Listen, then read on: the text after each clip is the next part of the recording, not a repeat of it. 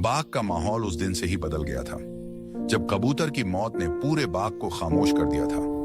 कबूतरनी कई दिनों तक कुछ नहीं बोली, बस चुप बैठी रहती, जैसे दिल में कोई गहरा तूफान छुपा हो। एक रात वो पुराने पेड़ के नीचे बैठी थी, वही जगह जहां उसका शौहर बैठकर सिगरेट पिया करता था।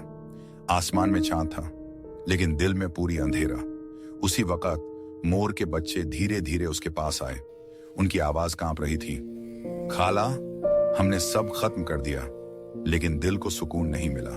कबूतरनी ने लंबी सांस ली। उसकी आंखों में दर्द भी था और एक सच्चाई भी। बेटो, इंतकाम कभी सुकून नहीं देता, मगर इंसाफ हमेशा अपनी पहचान छोड़ जाता है। अगली सुबह बाग के सारे परिंदे जमा हुए। धूप हल्की थी, हवा नरम थी, सबकी निगाहें कबूतरनी पर थीं। कबूतरनी ने सीधा खड़े होकर ऐलान किया, आज से इस बाग में कोई बादशाह नहीं होगा, ये बाग हम सबका है और यहाँ सिर्फ अमन रहेगा।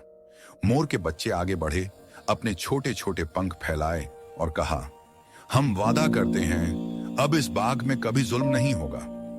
सारे परिंदों ने एक साथ पर फड़फड़ाए।